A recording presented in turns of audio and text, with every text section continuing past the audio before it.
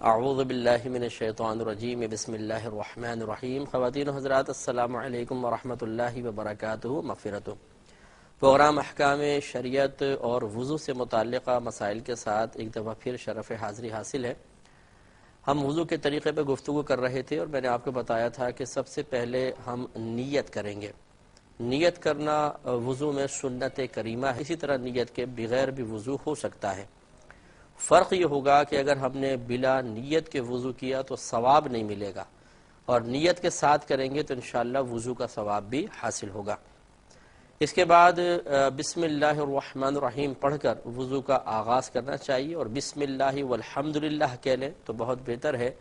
کہ ایک حدیث کریمہ میں یہ آیا ہے کہ جو بسم اللہ والحمدللہ کہہ کر وضو کرتا ہے تو جب تک اس کا وضو قائم رہتا ہے اس کے نام اعمال میں فرشتے نیکیاں لکھتے رہتے ہیں۔ اس کے بعد اونچی جگہ پر بیٹھ کر وضو کرنا سنت مستحبہ ہے، اور اس کی وجہ میں نے آپ کو بتائی تھی کہ وضو کے جو قطرات ٹپک رہے ہوتے ہیں، اعضاء وضو سے گر رہے ہوتے ہیں، ان میں چونکہ نجاست حکمیہ ہوتی ہے، یعنی یہ ہمارے بے وضو پن کو لے کر گر رہے ہوتے ہیں، اور یا پھر اگر جیسے ہم پہلے سے باوضو ہیں اور صرف ثواب کی نیت سے وضو پر وضو کر رہے ہیں تو یہ ہماری گناہوں کی آلودگی کو لے کر گر رہے ہوتے ہیں، تو اس لیے مناسب نہیں ہے کہ یہ پانی کپڑوں پر گرے۔ اس لیے میں نے آپ کو طریقہ عرض کیا تھا کہ اگر ممکن ہو سکے تو تولیہ والا جو رومال ہے، کیونکہ جذب بہت اچھا کرتا ہے، اسے اپنے پاس رکھیں۔ جب آپ چہرہ دھو چکے ہیں تو ہلکا سا اتنا اس کو چہرے پر تولیہ کو لگا لیں کہ ٹپکنے والے قطرات اس میں جذب ہو جائیں۔ مکمل طریقہ ختم نہ کریں، اس طرح جب دونوں ہاتھ دھوئے تو ہاتھوں کو تھوڑا سطح کر لیں، تو پھر فائدہ یہ ہوگا جب آپ پیر دھوتے ہیں، جیسے بیٹھ کے بھی اگر پاؤں دھو رہے ہیں تو یقینی سی بات ہے چہرہ یہاں ہوتا ہے، تو ہوتا یہ ہے کہ اگر ہم پہلے چہرے سے ٹپکنے والے قطرات کو صاف نہیں کرتے ہیں یا روکنے کا اہتمام نہیں کرتے ہیں تو وہ سب کے سب کپڑوں پر گرتا ہے۔ تو اگرچہ یہ جو کپڑوں پر گر رہا ہے اس سے کپڑے ناپاک تو نہیں کہلائیں گے، کیونکہ یہ مائع مستعمل کہلاتا ہے، اور مائع مستعمل کا حکم میں نے آپ کو بتایا تھا کہ یہ ناپاک تو نہیں ہوتا، لیکن یہ گناہوں کی آلودگی لے کر نکل رہا ہے، گندگی کے ساتھ گر رہا ہے، تو اس لیے اس کا کپڑوں پر گرانا مکروہ تنزیہی ہوتا ہے۔ ہاں یہ ضرور ہے کہ فقہاء نے واضح طور پہ لکھا کہ اگر یہ وضو کے قطرات مسجد میں ٹپکائے جائیں تو مکروہ تحریمی ہے، یعنی حرام کے نزدیک ہیں، اس لیے کہ مسجد کو اس قسم کے پانی سے آلودہ کرنا شرعاً جائز نہیں ہے۔ ویسے بھی پانی نہیں گرانا چاہیے، لیکن یہ تو ہماری گناہوں کی گندگی سے آلودہ پانی ہے یا پھر ہماری نجاست حکمیہ کو لے کر گر رہا ہے، اس لیے مسجد میں یہ پانی نہ گرایا جائے، یہ بہت ہی بہتر ہے۔ اس لیے اگر گرے گا تو یہ مکروہ تحریمی ہے۔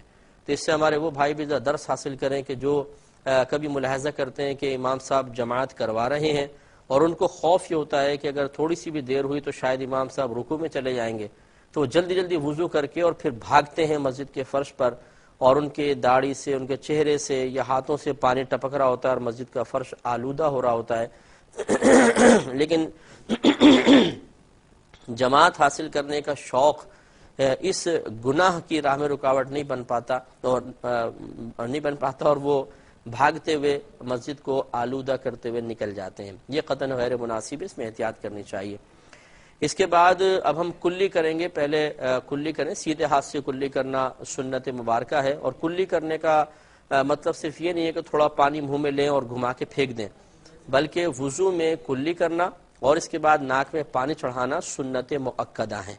سنت مؤکدہ کا حکم یہ ہے کہ ایک دو بار ترک کیا تو برا کیا، اور ترک کی عادت بنا لیں گے تو گناہ گار ہوں گے، اور اس میں غرغرہ کرنا بھی سنت ہے، اس لیے غرغرہ کیا جائے۔ آج کے پہلے سائل منتظر ہیں، پہلے کال لیتے ہیں، پھر انشاءاللہ میں سلسلہ کلام جاری رکھنے کی کوشش کروں گا۔ السلام علیکم۔ ہیلو، السلام علیکم۔ وعلیکم السلام۔ مفتی صاحب کیا حال ہے؟ اللہ کا بڑا کرم ہے، بہت کرم ہے۔ مفتی صاحب میں دانش بات کر رہا ہوں لاہور سے۔ جی فرمائیے۔ مفتی صاحب 3 سوال کرنے تھے آپ سے۔ جی جی بولیے۔ بیعت کرنا کیسا ہے؟ اگر بیعت کی ہے تو وہ ادارے والے ہیں تو وہ کہہ رہے ہیں بیعت کر کے پھر محنت کے ادارے کے ساتھ بھی کام کرنا چاہیے، اس میں کیسا ہے؟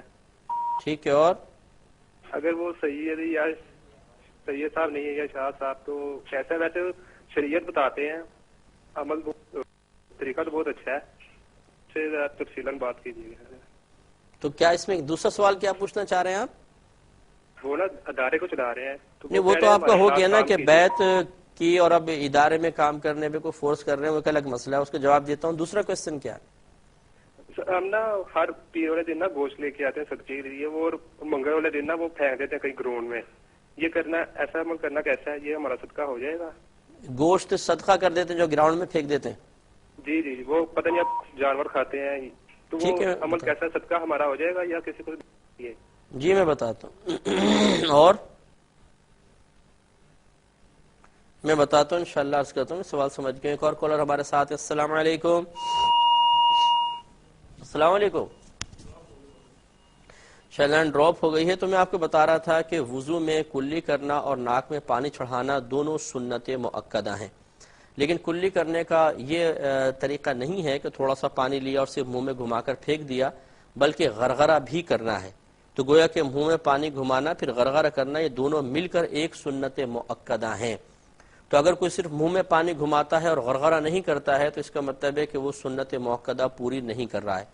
اور آپ کو معلوم ہے کہ سنت مؤکدہ، جیسے بھی میں نے بتایا کہ سنت مؤکدہ کا ایک دو بار چھوڑنا برا ہے، یعنی گناہگار تو نہیں بنیں گے، شریعت ناپسند کرتی ہے، لیکن اگر اس کے چھوڑنے کی عادت بنا لیں گے تو پھر گناہگار بھی ہوں گے۔ تو اس لیے کلی غرغرے سمیت ہی کریں، اگر کوئی نہیں کرتا ہے تو آئندہ کرنے کی کوشش کریں۔ ایک دفعہ کلی کرنے کے بعد پھر مسواک کرنا سنت مؤکدہ ہے، یہ بھی سنت مؤکدہ لکھا ہے فقہا نے کہ کلی کرنے کے بعد مسواک کی جائے۔ اگر آپ کے پاس مسواک نہیں ہے تو آپ انگلی دانتوں پر پھیر لیں، یہ کافی ہے، یا اگر ہونا تو یہ چاہیے کہ آپ مسواک ہی لیں، کیونکہ یہ اعلی ادائے سنت ہے۔ تو اس کی جگہ یقیناً ٹوتھ برش نہیں لے سکتا ہے، لیکن بالفرض اگر کسی کے پاس مسواک نہیں ہے تو وہ ٹوتھ برش بھی کر سکتا ہے اور دانتوں پہ انگلیاں وغیرہ انگلی پھیر لے، لیکن ایک مسواک ضرور اپنے پاس لکڑی کی مسواک رکھیں، کہ یہ ہمارے نبی کریم صلی اللہ علیہ وسلم کی سنت مبارکہ ہے۔ تو اگر کوئی انگلی سے مل لے گا یا برش کر لے گا تو یاد رکھیں کہ یہاں دو سنتیں تھیں، ایک ہے دانتوں کو ملنا جس کو سواک کہتے ہیں، سواک مینس دانتوں کو ملنا، اور ایک اس دانتوں کو ملنے کے لیے لکڑی استعمال کرنا، یعنی لکڑی کی مسواک استعمال کرنا، دو سنتیں ہیں۔ تو لہذا اگر کوئی دانت صاف کر لیتا ہے یعنی انگلی کے ذریعے یا برش کے ذریعے تو ایک سنت تو پوری ہو گئی، لیکن دوسری سنت بھی پوری کرنی چاہیے۔ تو اس لیے بہتر یہ ہے کہ آپ اپنے گھر میں ایک مسواک لے کے رکھ لیں، جب وضو کرنے لگے تو تھوڑا سا دانتوں پہ پھیریں تاکہ نبی کریم صلی اللہ علیہ وسلم کی سنت مبارکہ ادا ہو سکے۔ کلام کا سلسلہ جاری رکھیں گے، پہلے ایک کال لیتے ہیں۔ السلام علیکم۔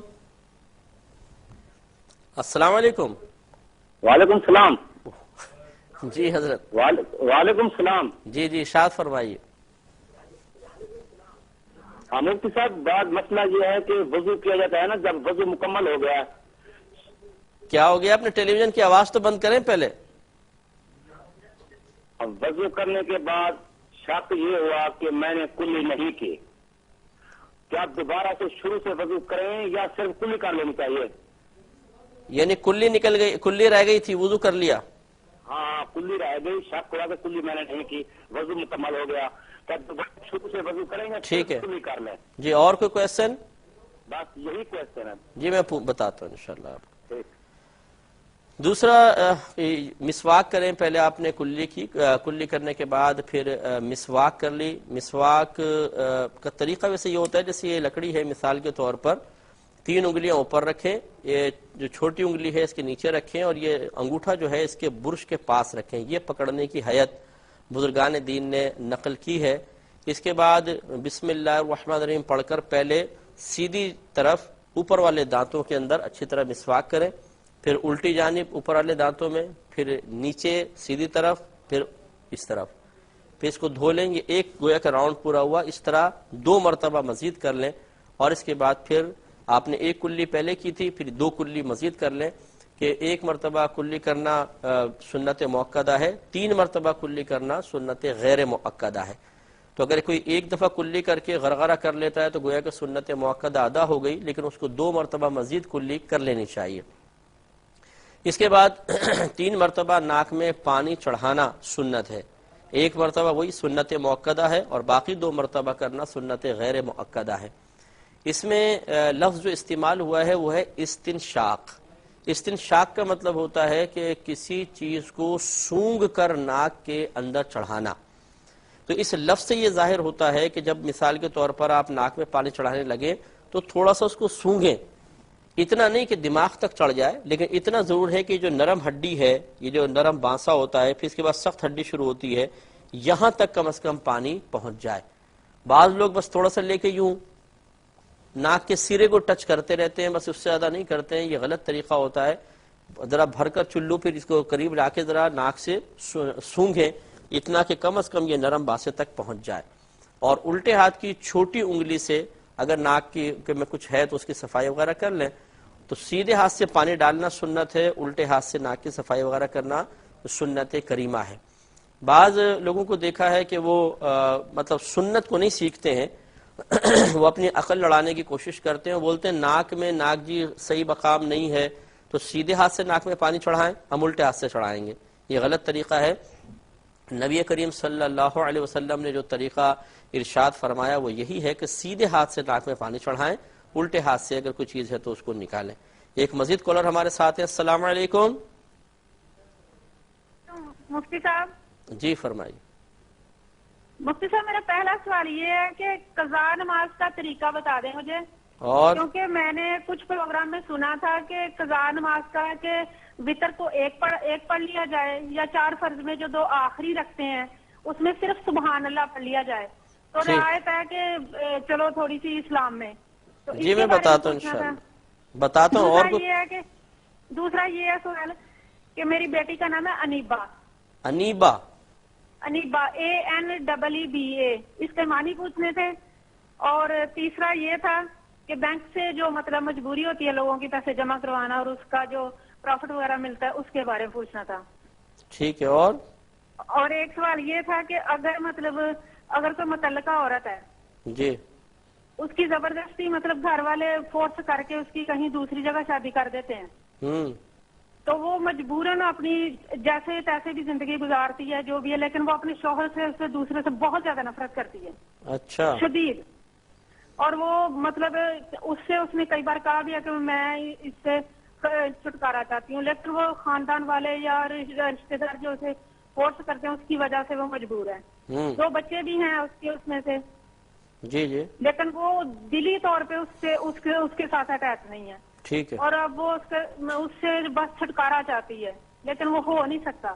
وہ سنا کر مجھے بتائیں کہ میں وہ اس کا خدا کے حضور کیا ہے۔ ٹھیک ہے وہ میں بتاتا ہوں۔ بہت پریشان ہے کہ میں کیا کروں۔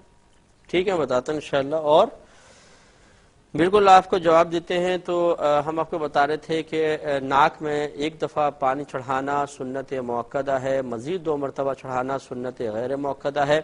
اور پانی چڑھانے یعنی ناک میں پانی ڈالنے کا طریقہ یہ ہے کہ آپ چلو میں پانی لیں اور اس کو تھوڑا سونگیں تاکہ نرم ہڈی تک پانی پہنچ جائے۔ اس کے بعد اب آپ اپنے چہرے کو دھوئیں گے۔ میں اس کے بارے میں تھوڑا سا شروع میں ہی اشارہ کر چکا ہوں کہ چہرے کا دھونا فرض ہے، اور دھونے کی تعریف یہ ہے کہ جس جگہ کو آپ دھو رہے ہیں اس کے ہر بال پر سے کم از کم 2 بوند پانی بہہ جائے، صرف تری کا پہنچانا دھونا نہیں ہے۔ لہذا جس کا دھونا فرض ہے اگر وہاں تری پہنچی تو گویا کہ مسا ہوا، اور مسا ہوا تو دھونا نہیں پایا گیا، اور دھونا نہیں پایا گیا تو وضو نہیں ہوگا۔ ایک مختصر سا بریک لیں گے، ہمیں یقین ہے آپ ہمارے ساتھ ہی رہیں گے۔ میرے ورد لب ہے نبی نبی نبی نبی،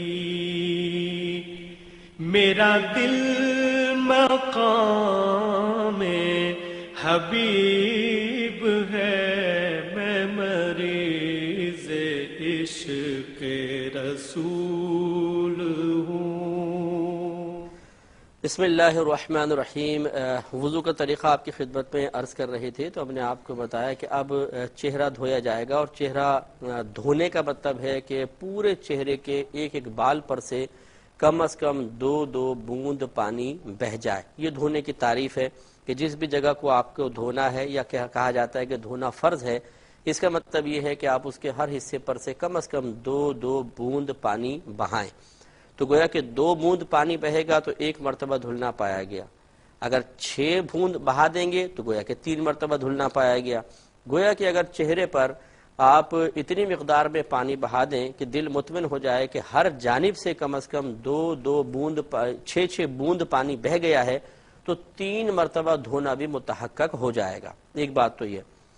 دوسری بات یہ آپ کو بتایا تھا کہ داڑھی جو ہے یہ اس کو یوں نیچے کو دبائیں, جتنی داڑھی یہ چہرے کے دائرے میں نظر آ رہی ہے یہ چہرے کا حصہ ہی کہلائے گی.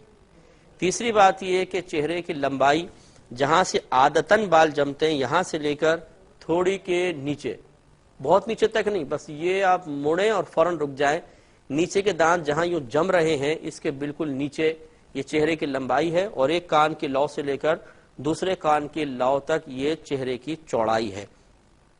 اب اس پورے چہرے کو ایک بار دھونا فرض اور 3 مرتبہ دھونا سنت مبارکہ ہے.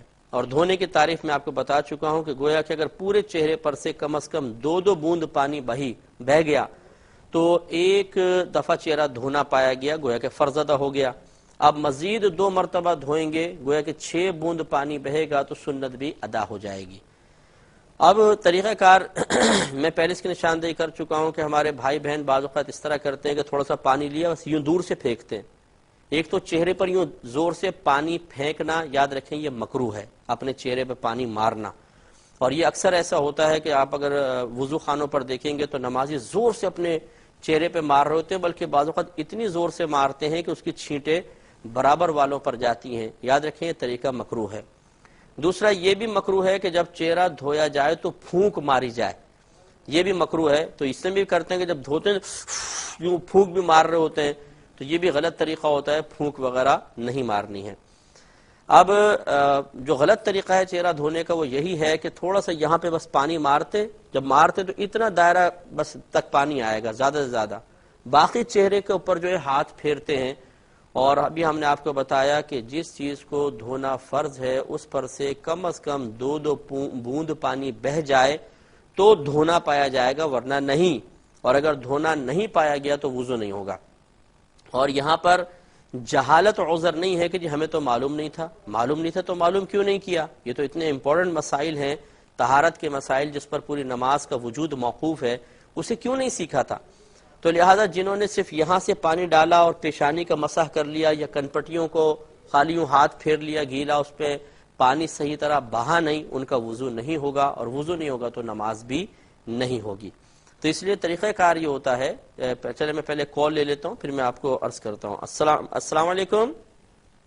وعلیکم السلام. جی بھائی, مجھے یہ پوچھنا تھا کہ مسجد میں تکبیر ہوتی ہے تو بہت سے لوگ کھڑے ہو جاتے ہیں پہلے سے, اور بہت سے تکبیر کے بعد کھڑے ہوتے ہیں, تو یہ کیا معاملہ ہے دیوبندی کا؟ ٹھیک ہے میں بتاتا ہوں. اور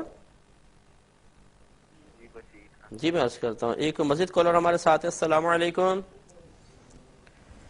السلام علیکم. شاید لائن ڈراپ ہو گئی ہے. تو بس چہرہ دھونے کا طریقہ بتا کے پھر جوابات کی طرف آتے ہیں. تو دیکھیں بہتر طریقہ یہ ہوتا ہے کہ جیسے آپ تھوڑا سا چہرہ جھکا لیں, پہلے پانی لیں اور چہرہ تھوڑا جھکائیں اور لا کر یہ اوپر سے ڈالیں. یعنی آپ کے جو سرے ہیں, یہ جو سرے ہیں یہ آپ کے بال جمنے کی جگہ پر ہونے چاہیے, اس طرح لا کے ڈالیں. تو اس میں فائدہ ہوگا کہ اوپر سے پانی بہتا ہوا آئے گا. لیکن یہ ہو سکتا ہے کہ آپ کی سائیڈوں میں پانی بہا نہ ہو, تو اب اس کا خالی مسح نہیں کرنا ہے بلکہ تھوڑا پانی لیں, اب یہاں سائیڈ سے لا کے اس طرح ڈالیں, یہ حصہ دھلے گا, پھر تھوڑا یہاں سے لیں اور یہاں ڈالیں. تو آپ غور کریں گے کہ اس طرح 3 مرتبہ پانی ڈالنے سے مکمل چہرہ دھلا ہے. تو یہ 1 مرتبہ دھل گیا. 3 مرتبہ چہرہ دھونا سنت ہے. 3 مرتبہ چہرے پہ پانی ڈالنا سنت نہیں ہے. یہ 3 مرتبہ ہم نے پانی ڈالا تو 1 مرتبہ چہرہ دھلا ہے. گویا کہ اب یہی پروسیس آپ کو 2 مرتبہ مزید کرنا ہے تاکہ 3 مرتبہ چہرہ دھل جائے. تو اس لیے بہنوں کے تو خیر داڑھی کا مسئلہ ہی نہیں ہے, تو وہ تو بہت آسانی کر سکتی ہیں. لیکن مردوں کے لیے تھوڑا سا پرابلم ہوتا ہے کہ جیسے اب پانی ڈالا تو ضروری نہیں ہے کہ فوراً داڑھی کی جڑوں تک پانی پہنچ جائے. مسئلہ یہ ہوتا ہے جیسے میں نے بھی آپ کو بتایا کہ چہرے کو داڑھی کو دبائیں, جو چہرے کے دائرے میں بال نظر آ رہے ہیں ان کو دھونا فرض ہے, یعنی یہ چہرے کا حصہ ہے گویا کہ, اور نیچے والے بال چہرے کا حصہ نہیں کہلاتے ہیں. اب دیکھا جائے گا کہ داڑھی گھنی ہے یا چھدری چھدری ہے. اگر گھنی ہے تو صرف بالوں کی جڑ تک پانی کا پہنچنا کافی ہے، چاہے نیچے کی کھال دھلے یا نہ دھلے. لیکن اگر ہلکی داڑھی ہے پھر نیچے کی کھال کا دھونا بھی فرض ہے. اس لیے داڑھی والے حضرات جو ہیں وہ وضو کرنے میں تھوڑا سا، جب داڑھی دھوئیں تو تھوڑا سا مبالغہ کریں، تاکہ یہ اطمینان ضرور ہو جائے کہ ہلکی داڑھی والے کی کھال تک اور گھنی داڑھی والے کے بالوں کی جڑ تک پانی پہنچ چکا ہے. ایک اور کالر ہمارے ساتھ ہیں. السلام علیکم. السلام جی بھائی جان. یہ میں نے عرض کیا تھا، یہ ریکارڈ کرایا میں نے. جی میں فالج کا مریض ہوں، میں نے ریکارڈ کرا دیا ہے نام. جی آپ فالج کے مریض ہیں، کیا کرا لیا تھا آپ نے؟ میں بتا رہا ہوں کہ میرا نام سردار علی ہے. اچھا جی. اچھا جی. جی میں دادو کے رہنے والا ہوں، رمن نگر. اچھا جی. بولیں کیا مسئلہ کیا ہے آپ کا؟ مسئلہ میرا یہ ہے کہ میں جو پیشاب وغیرہ کرتا ہوں نا، تو میں یہ لیٹر وغیرہ جو کر کے پھر جو فالج کے حساب سے میں پانی زیادہ نہیں لگا سکتا، تو پیشاب کی وجہ سے میں پیشاب کر کے پھر کپڑے سے صاف کرتا ہوں. اچھا. تو یہ پاکائی رہے گی یا میں تلاوت قرآن پاکی کر سکتا ہوں یا دودھ پاک وغیرہ پڑھ سکتا ہوں یا نہیں؟ مطلب آپ کا پیشاب کپڑوں وغیرہ پہ لگ جاتا ہے کیا؟ نہیں کپڑوں پہ نہیں لگتا، کپڑے کے ساتھ میں کپڑا چھوٹا کپڑا رکھا ہوا ہے، ٹھیک ہے، تو اس کو میں پیشاب کر کے پھر اس کو صاف کرتا ہوں. خشک کر لیتے ہیں. ٹھیک ہے ٹھیک ہے جی ٹھیک ہے. اور کوئی کوشچن آپ کا؟ میں عرض کرتا ہوں انشاءاللہ ایک مزید کال ہے. السلام علیکم. وعلیکم السلام مفتی صاحب. جی کیا حال ہے جی؟ اللہ کا بڑا کرم. میرا یہ سوال ہے کہ میری جو مسیج ہے اس کی ہاتھوں کی انگلیاں اور پیروں کی انگلیوں کے ناخن خراب ہو چکے ہیں. اچھا. ڈاکٹر پانی لگانے سے منع کر رہا ہے. ٹھیک ہے. اور وہ 5 وقتہ نماز پڑھنا چاہتی ہے اور پڑھتی بھی ہے.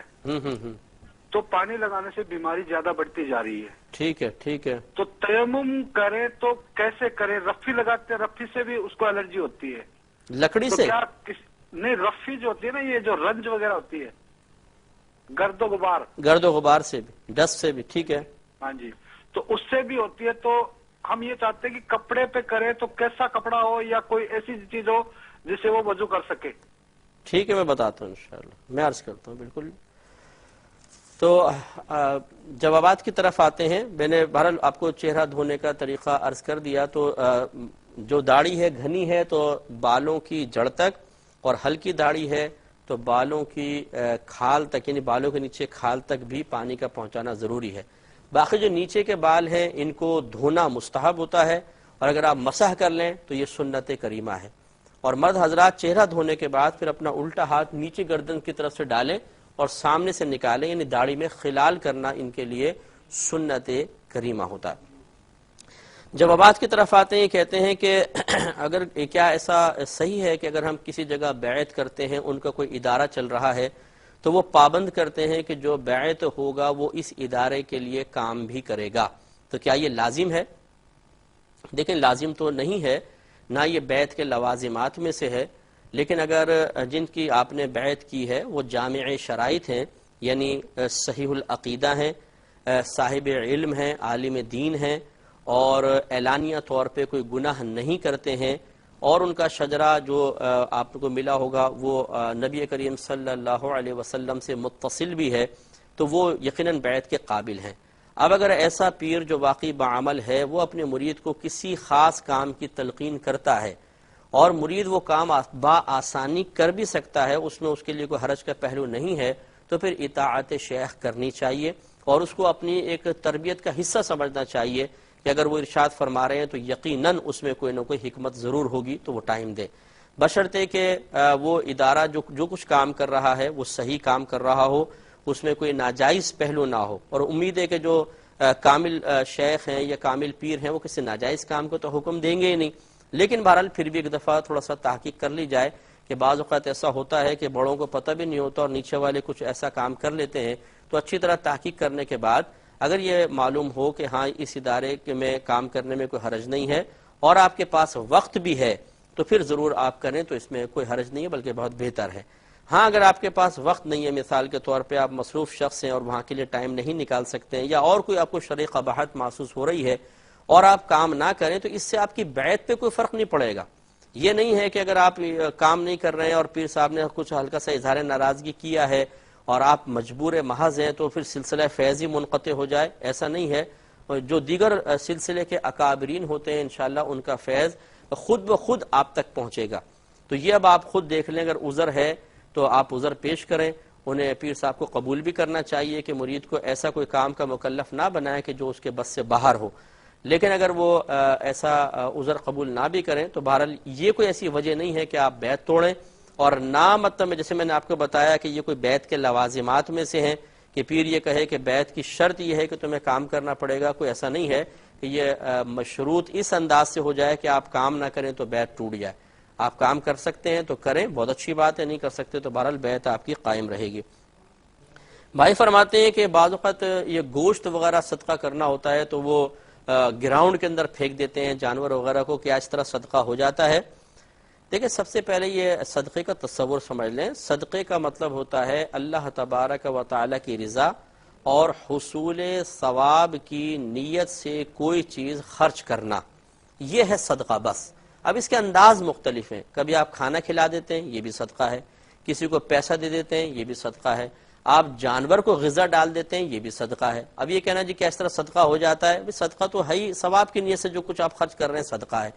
تو یہ بھی ایک طریقہ کار ہے کہ آپ چیلوں کو گوشت ڈال دیں، کتے کو گوشت ڈال دیں، جانوروں کو ڈال دیں، ٹھیک ہے، اس میں کوئی حرج نہیں ہے. تو اس لیے حصول ثواب کی نیت سے اگر آپ یہ ایسی جگہ گوشت وغیرہ ڈال دیتے ہیں جہاں جانور کھا لیں تو یقیناً آپ کو اگر اخلاص ہے تو انشاءاللہ صدقے کا ثواب بھی ملے گا. یہ بھائی فرماتے ہیں کہ انہوں نے وضو کر لیا لیکن بعد میں آخر میں شک ہوا کہ شاید میں کلی نہیں کر سکا تھا، تو کیا پورا وضو دوبارہ کرنا پڑے گا یا صرف کلی کر لیں؟ دیکھیں اگر تو یہ اکثر وساوس آتے ہیں کہ آپ وضو کر لیتے ہیں اور پھر لگتا ہے کوئی عضو رہ گیا ہے تو بالکل پرواہ نہ کریں، پھر کچھ کرنے کی ضرورت نہیں ہے. لیکن کبھی کبھی اگر ایسا ہوتا ہے، کبھی کبھار ہوتا ہے، تو پھر آپ جیسے مثال کے طور پہ کلی کے بارے میں آپ کو شک ہے تو آپ کلی کر لیجئے، یا جس عضو کے بارے میں شک ہے صرف وہی دھونا ہوگا، پورا وضو دوبارہ دہرانے کی حاجت نہیں ہوتی ہے، وضو ہو گیا. یہ قضا نماز کے بارے میں بہن نے ارشاد فرمایا کہ سنا ہے کہ جب قضا نماز پڑھیں تو وتر 1 رکعت بھی پڑھ سکتے ہیں.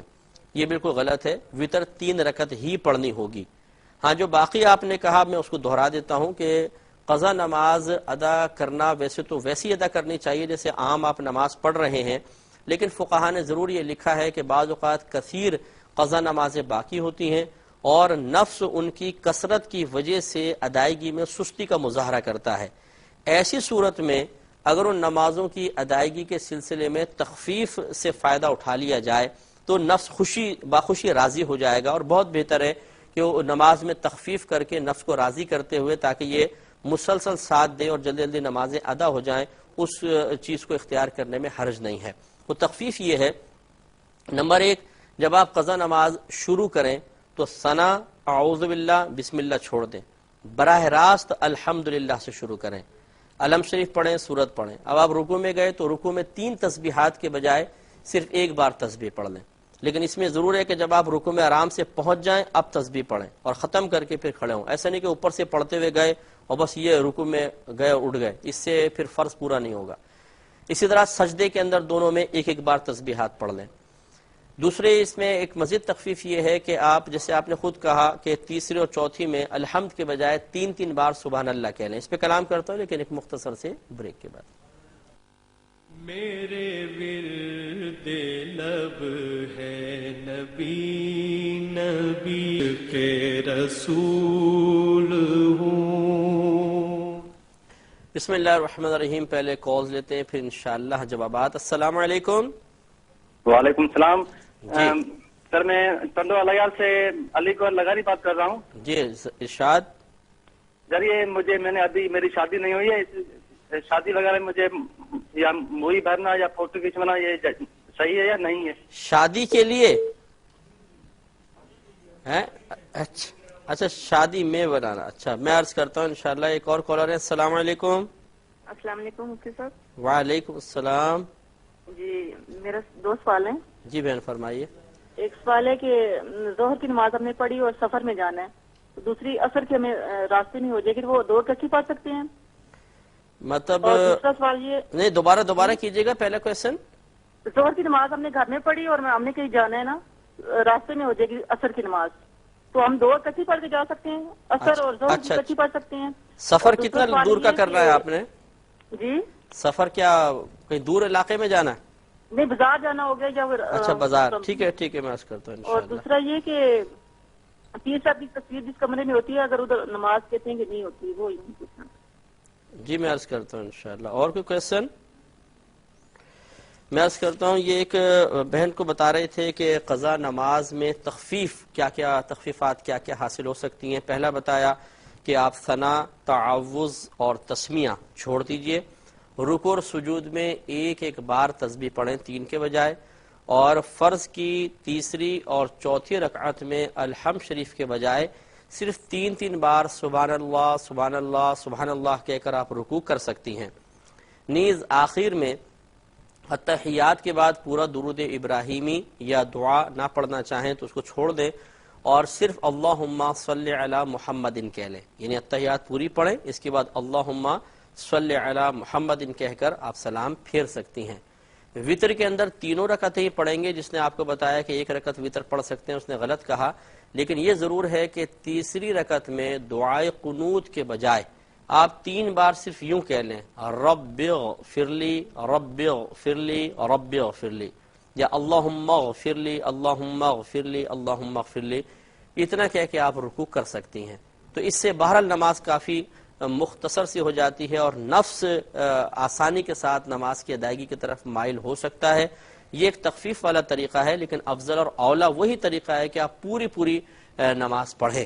لیکن اگر پوری نماز پڑھنے کے سلسلے میں نفس اتنا غالب آ رہا ہے، سستی کر رہا ہے کہ پڑھی ہی نہیں جا رہی، تو اس سے کہیں زیادہ چھوڑنے سے کہیں زیادہ بہتر یہ ہے کہ آپ تخفیف والے طریقے کے ساتھ نماز کو ادا فرما لیں. ایک بہن نے فرمایا کہ جو بینک میں پیسہ رکھوا کے اس پہ انٹرسٹ وغیرہ ملتا ہے جیسے سیونگ اکاؤنٹ میں ہے، اس کی کیا شرعی حیثیت ہے؟ دیکھیں، اگر وہ بینک مسلمانوں کا بینک ہے اور یا پھر اگر کافروں کا بینک بھی ہے لیکن مسلمان کے اس میں شیئرز ہیں، تو یاد رکھیں جو آپ سیونگ اکاؤنٹ میں پیسہ رکھوائیں گے اس کی شرعی حیثیت چونکہ قرض کی تھی اور قرض پہ نفع لینا سود ہے، اس لیے اس قسم کے بینک سے جو مسلمانوں کا بینک ہے اس میں سیونگ اکاؤنٹ میں پیسہ رکھوانا اور پھر اس پر سود لینا یہ گناہ ہے. اس لیے کرنٹ اکاؤنٹ میں آپ رکھوائیں، سیونگ اکاؤنٹ میں نہ رکھوائیں، کیونکہ اس پہ سود بنے گا تو آپ اس کو لیں گے تو گناہ گار ہوں گے.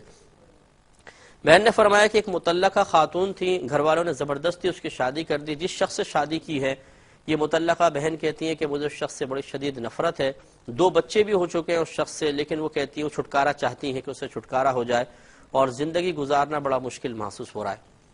دیکھیے، ہماری گزارش یہ ہے کہ پہلی بات تو یہ کہ مطلقہ بہن سے پوچھا جائے کہ اب اگر آپ چھٹکارا حاصل کریں گی تو کیا آپ کے گھر والے کہیں چلے گئے ہیں یا دنیا سے رخصت ہو گئے ہیں، کیا مسئلہ ہے؟ اگر آپ کہتی ہیں ابھی بھی موجود ہیں تو اب آپ کے اندر وہ ہمت کہاں سے پیدا ہو جائے گی جو ہمت اس وقت ختم ہو گئی تھی جب یہ گھر والے آپ کو فورس کر کے شادی کروا رہے تھے. تو جب آپ اس وقت ان گھر والوں کے سامنے دب گئی تھی تو اب شوہر کو اگر آپ پسند نہیں کر رہی ہیں تو اب ان سے کیوں نہیں دب رہی ہیں؟ پہلی بات تو یہ. اس کا مطلب یہ ہوا کہ مطلب پہلے آپ نے اگر گھر والوں کا کہنا مانا ہے تو اب شیطان آپ کو بہکا رہا ہے اور ایک ہمت پیدا کر رہا ہے. آپ گھر والوں کی بھی آپ پرواہ نہیں کر رہے، شوہر کی بھی نہیں کر رہے، تو یہ غیر مناسب حرکت ہے. دوسری بات یہ ہے کہ دیکھیں، شوہر چاہے کیسا بھی کیوں نہ ہو، کسی بھی اگر وہ بالفرض بری عادت میں بھی گرفتار ہو، کچھ بھی ہو، یا اس کی شکل صورت رنگت آپ کو پسند نہیں آ رہی، ہر لحاظ سے شوہر اللہ تبارک و تعالی کی ایک نعمت ہے. اس کی دلیل یہ ہے کہ چاہے شوہر چرسی ہو، موالی ہو، شرابی ہو، جواری ہو، ڈاکو ہو، زانی ہو، کیسا بھی ہو، لیکن جب اس شوہر کا انتقال ہوتا ہے تو عورت پر 4 ماہ 10 دن عدت گزارنا لازم قرار دیا گیا ہے. اور یہ جو شوہر کی وفات کی عدت ہوتی ہے، اس کی علت یہ لکھی ہے کہ چونکہ شوہر ایک نعمت تھی اللہ تعالیٰ کی اور وہ نعمت چھن گئی، تو اس نعمت کے چھننے پر اظہار غم کا حکم ہے، یعنی سوگ منانا جس کو کہتے ہیں. تو 4 ماہ 10 دن تک عورت اس بات کا اظہار کرے کہ مجھ سے اللہ تعالیٰ کی ایک نعمت چھن گئی ہے. اس کا مطلب یہ ہوا کہ شوہر کی عادات، اطوار، رنگت یہ الگ چیزیں ہیں، لیکن بحیثیت شوہر وہ ایک بہت بڑی اللہ تعالیٰ کی نعمت ہے. میں نے پچھلے پروگرام میں بھی عرض کیا تھا، نبی کریم صلی اللہ علیہ وسلم نے شوہر کا حق بیان کرتے ہوئے ارشاد فرمایا کہ اگر میں کسی مخلوق کو سجدہ کرنے کا حکم دیتا تو بیویوں کو حکم دیتا کہ وہ اپنے شوہروں کو سجدہ کریں. اس کا مطلب یہ ہوا کہ شوہر ایک اللہ کی بہت بڑی نعمت بھی ہے اور اس کا بہت بڑا حق ہے، اور اس حق میں کوتاہی کیسی، اس کا کیا نتیجہ نکلتا ہے؟ بخاری شریف کی روایت ہے، نبی کریم صلی اللہ علیہ وسلم نے ارشاد فرمایا کہ ایک مرتبہ مجھے جہنم دکھائی گئی تو میں نے اہل جہنم میں کثیر عورتوں کو دیکھا جو ناشکری کرتی تھیں. تو صحابہ کرام علیہم الرضوان نے اور خواتین جو تھیں انہوں نے پوچھا یا رسول اللہ صلی اللہ علیہ وسلم کیا وہ اللہ تعالیٰ کی ناشکری کرتی تھیں؟ فرمایا کہ نہیں، اپنے شوہر کی ناشکری کرتی تھیں اور شوہر کا احسان تسلیم نہیں کرتی تھیں. اور پھر ارشاد فرمایا، اور بڑی پیاری بات ہے بہنوں کو غور سے سننی چاہیے، کہ نبی کریم صلی اللہ علیہ وسلم نے ارشاد فرمایا کہ اگر تم کسی عورت کے ساتھ ایک طویل عرصے تک اچھا سلوک کرو اور پھر وہ تم سے میں کوئی ایسی ناگوار بات دیکھ لے جو اس کو پسند نہیں آتی تو وہ کہے گی کہ تم نے میرے ساتھ کبھی کوئی بھلائی کی ہی نہیں ہے. یہ گویا کہ سرکار نے عورتوں کے ناشکرے پن کی طرف اشارہ کیا کہ عورت کے ساتھ جو واقعی ناشکری عورت ہوتی ہے، کتنے اچھا سلوک کر لیا جائے، کتنی نعمت دی جائے، لیکن جب کوئی شوہر کی طرف سے اذیت تکلیف پہنچے گی تو سارے احسانات کو فراموش کر کے وہ اس کے ناشکرے پن میں مبتلا ہو جائے گی اور کہے گی کہ تم نے مجھے دیا ہی کیا ہے، تم نے کبھی مجھے تم سے سکھ ملا ہی نہیں ہے، جیسے اکثر بہنیں کہتی ہیں. تو یہ چیز عورتوں کو جہنم میں لے جانے والی ہے. اس کے علاوہ میں بہن کے لیے مزید ایک حدیث عرض کر دیتا ہوں. نبی کریم صلی اللہ علیہ وسلم نے ارشاد فرمایا کہ اگر کوئی عورت بغیر کسی وجہ کے اپنے شوہر سے طلاق کا مطالبہ کرے تو یہ بروز قیامت جنت کی خوشبو بھی نہیں پا سکتی. یہ گناہ کبیرہ ہے، یاد رکھیں.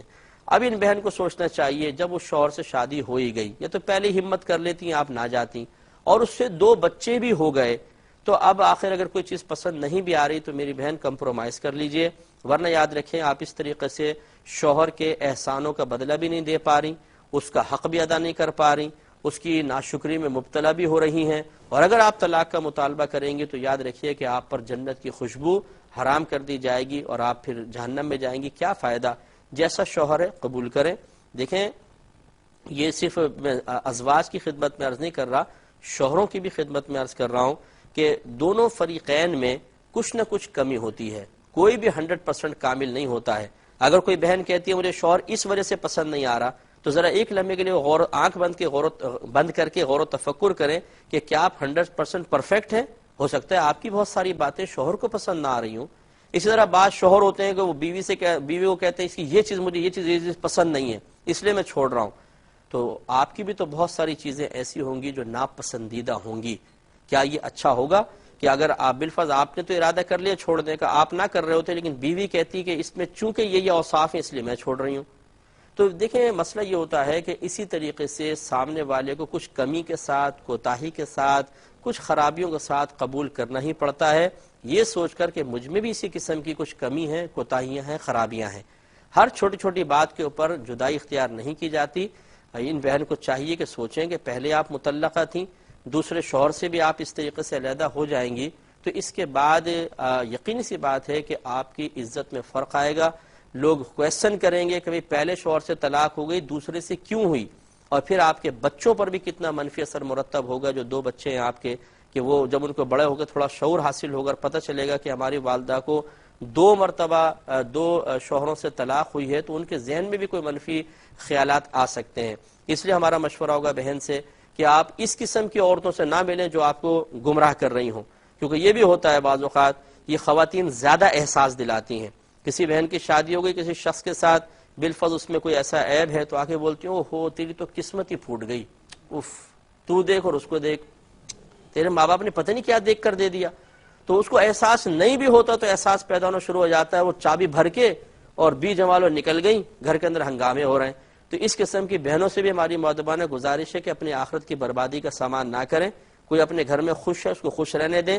اس طریقے سے چابیاں بھر کے آپ تو نکل جاتی ہیں لیکن پیچھے والوں کے گھر برباد ہو جاتے ہیں. بہنوں کو ہوشیار ہونا چاہیے اور غور و تفکر کرنا چاہیے کہ اس قسم کی جو جمالو قسم کی عورتیں، ہو سکتا ہے کہ آپ کے عیش اور آرام سے اور خوشی سے وہ خوش نہ ہوں، ان کو چھوڑیے اور اپنے گھر کو بسانے کی کوشش کیجیے. بھائی فرماتے ہیں کہ جو اقامت میں تکبیر کہی جاتی ہے کب کھڑے ہوں؟ دیکھیں فتاوی عالمگیری کے مطابق جب مؤذن حی علی الصلاح کہے اس وقت کھڑا ہونا شروع ہوں اور حی علی الفلاح پہ مکمل طور پہ کھڑے ہو جائیں، یہ ہی اس میں طریقہ لکھا ہے. لیکن اس میں تھوڑی سی تفصیل یہ ہے کہ اگر امام صاحب مصلی پر موجود ہیں تو یہی طریقہ ہے کہ جب مؤذن صاحب حی علی الصلاۃ پہ پہنچیں تو کھڑے ہوں اور حی علی الفلاح پہ مکمل طور پہ کھڑے ہو جائیں. اگر امام صاحب موجود نہیں اور سامنے سے آ رہے ہیں، یعنی سامنے حجرہ ہے، سامنے سے دروازہ ہے، وہ جیسے آ رہے ہیں، تو اس میں یہ ہوتا ہے کہ جیسے ہی نمازی امام کو دیکھیں سب کے سب کھڑے ہو جائیں. اور اگر امام صاحب پیچھے سے آ رہے ہیں مثلا صفوں کے درمیان سے چلتے ہوئے، تو شرعی حکم یہ ہوتا ہے کہ پھر اب یہ نہ دیکھیں حی علی الصلاۃ پر ہیں، علی الفلاح پر ہیں، بلکہ جس صف سے وہ نکلتے جائے امام صاحب وہ صف کھڑی ہوتی جائے. تو یہ تین چیزوں کا اگر لحاظ کریں گے، تین صورتیں ہو سکتی ہیں، امام صاحب بیٹھے ہیں، سامنے سے آ رہے ہیں یا پیچھے سے آ رہے ہیں، تو تینوں طریقے آپ کی خدمت میں عرض کر دیے ہیں. بھائی نے فرمایا کہ ان کو فالج کا مرض ہے، یہ پیشاب خشک کرنے کے لیے کپڑا استعمال کرتے ہیں، کیا اس کے بعد یہ قرآن پاک وغیرہ پڑھ سکتے ہیں؟ دیکھیے مسئلہ یہ ہے کہ اگر بے وضو آپ ہیں، مثال کے طور پر پیشاب آیا، کپڑے سے خشک کیا یا ٹیشو سے خشک کیا، کوئی حرج نہیں ہے، کر سکتے ہیں آپ کو اگر مجبوری ہے تو. لیکن بے وضو حالت میں قرآن پاک کو پکڑ کے نہ پڑھیں، آپ زبان سے پڑھ سکتے ہیں، بالکل اس کی اجازت ہے، اس میں شرعاً کوئی حرج نہیں ہے. یہ بہن فائی فرماتے ہیں کہ ان کی زوجہ کے ناخن خراب ہو گئے، ایسی کوئی بیماری ہو گئی اور پانی شدید نقصان دے گا، اس کے علاوہ مٹی بھی نقصان دیتی ہے، تو کیا کپڑے سے تیمم کر سکتے ہیں؟ کپڑے سے تیمم نہیں ہو سکتا ہے، تیمم صرف زمین کی جنس والی چیز سے ہو سکتا ہے. لیکن میں اب آپ کو طریقہ عرض کر دیتا ہوں. امام اعظم ابو حنیفہ رضی اللہ تعالی عنہ کے نزدیک اگر پتھر سے تیمم کر رہے ہوں تو اس پہ گرد و غبار کا ہونا ضروری نہیں ہے. تو آپ ایسا کریں کہ چکنا سا پتھر لے لیں، وہ چکنا پتھر زوجہ کو دے دیں جس پہ کوئی گرد و غبار بھی نہیں ہے، نہ پانی کا مسئلہ ہے. وہ اس پہ پہلے بسم اللہ الرحمن الرحیم پڑھ کر دل میں نیت کریں کہ میں پاکی حاصل کرنے کی نیت کر رہی ہوں، اور اس پہ ہاتھ پھیریں. یہ دونوں ہاتھ اپنے پورے چہرے پہ اچھی طرح پھیر لیں، کوئی جگہ خشک نہ رہے. پھر دوبارہ ہاتھ پھیریں، پھر سیدھے ہاتھ کے کونیوں تک اور الٹے ہاتھ کے کونیوں تک اس طرح مسح کر لیں، تیمم ہو جائے گا، نماز ادا فرمائیں. بھائی نے فرمایا ان کے قریب شادی ہونے والی ہے، تو شادی میں کیا مووی بنوانا یا فوٹو کھنچوانا شرعاً جائز ہے؟ دیکھیے مووی کا تو جواز کا حکم ہے، بہرحال ہمارے نزدیک جواز کا حکم ہے، بنوا سکتے ہیں، لیکن اس میں فتنہ فساد بہت زیادہ ہوتا ہے. مسئلہ یہ ہوتا ہے کہ مووی بنانے والے اکثر مرد حضرات ہوتے ہیں، اور یہ عورتوں کے مطلب طرف بھی چلے جاتے ہیں، اور پھر عورتوں کی بناتے ہیں، تصویریں بناتے ہیں، ویڈیو بناتے ہیں، اور پھر یقینی سی بات ہے کہ یہ ویڈیو ایڈٹ وغیرہ کے لیے ان کے دکان پہ بھی جاتی ہے. تو میں خدا نخواستہ نہیں کہہ رہا ہوں، کوئی ناراض بھی نہ ہو بھائی کہ ہر ایک ایسا ہوتا ہے. تو بہرحال اپنے گھر کی خواتین کی پکچر غیر مردوں کے سامنے جائے، ویڈیو جائے، یہ قطعاً غیر مناسب ہے. ہاں یوں ہو اگر کریں تو بالکل ٹھیک ہے کہ کوئی ہینڈی کیم وغیرہ کے ذریعے گھر کی ہی کوئی خاتون تمام عورتوں کی ویڈیو بنا لے، اور پھر اس کا ایڈٹ بھی کوئی غیر مرد نہ کرے بلکہ خواتین ہی کریں. اگر ایسا پاسبل ہے تو پھر تو اس میں کوئی حرج نہیں ہے. باقی تصویر وغیرہ جو ہے وہ نہ بنوائی جائے، جو نیگیٹو جس کے اوپر تصویر چسپا ہو جاتی ہے وہ غلط ہوگا. باقی بہرحال اس میں تھوڑا دو تین مسائل اور ہیں جو انشاءاللہ نیکسٹ پروگرام میں عرض کروں گا. اور بہن کے کویشچن رہ گئے ان سے بھی معذرت چاہتا ہوں، انشاءاللہ زندگی رہی تو اگلے پروگرام میں ضرور عرض کروں گا، جو انشاءاللہ اب جمعرات کے روز ہوگا پاکستان اسٹینڈرڈ ٹائم کے مطابق 7:30 سے 8:30. ضرور ملاحظہ فرمائیے گا. اس وقت تک کے لیے اپنے میزبان کو، ہماری کیو ٹی وی کی ٹیم کو اجازت مرحمت فرمائیں. آپ ہمارے لیے دعا کیجئے، ہم آپ کے لیے دعا گو ہیں کہ اللہ تبارک و تعالی آپ کو ہر قسم کی ظاہری، باطنی اور روحانی بیماری سے نجات عطا فرمائے. آمین. وآخر دعوانا ان الحمدللہ رب العالمین. میرے ورد لب ہے نبی نبی